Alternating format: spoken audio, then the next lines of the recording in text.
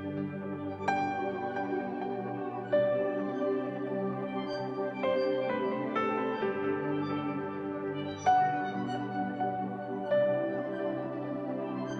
Scholars is a program that goes way back, and it supports faculty working with students in the summer for 10 weeks. The students get paid during that period. Most students can't afford not to work in the summer.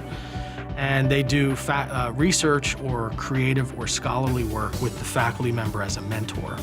And the idea of Summer Scholars is really kind of immersing the student in the discipline that they're interested in. It's a mini graduate school or professional experience for the student.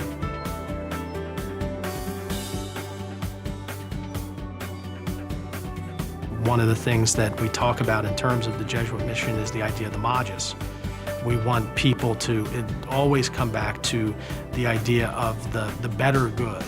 Part of the magis is the more, is personal development, but it's not solely personal development. Students engaged in things like Summer Scholars really get to develop their abilities, their talents, their interests.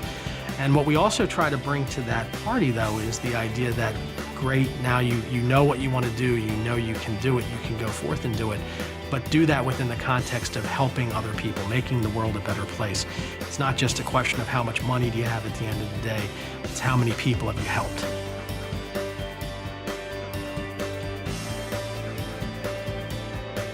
In the Summer Scholars program, it is university-wide.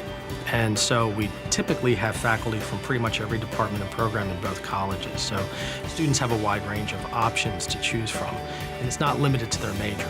Most of the time students in the program do work in their major, but it's not always the case.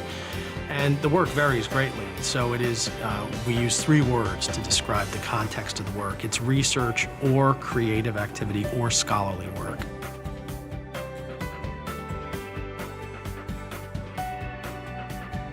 Every year we've had students working out of our Faith Justice Institute. And so they've been looking at things like service immersion program experiences. How much do they benefit students? How do they change student and faculty perceptions during the experience before and after? We've had students involved through the Catholic Institute of Bioethics.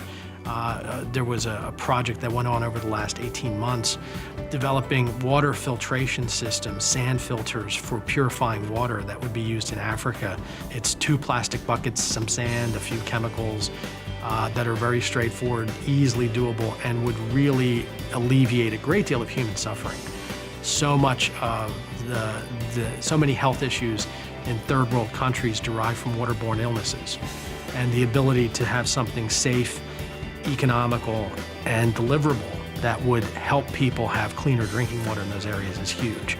So an interesting collaboration between biology and physics involved the use of labeled compounds that would target cancer cells, that the label on the compound could then be activated by specific types of radiation to only kill the cells it had entered. If it only enters the cancer cells, you've got a great way to treat the cancer without affecting the surrounding tissue, which is one of the big problems with chemotherapy right now. We have students in other areas doing work like in sociology with the Johnson Institute on Violence Prevention, and in health services looking at school bullying and other sorts of things.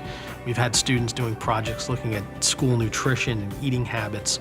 That's been done both through health services and in our food marketing department. So there's been a wide range of projects that go beyond benefiting the student and the faculty member themselves and have real significant potential for impacting the local and broader communities.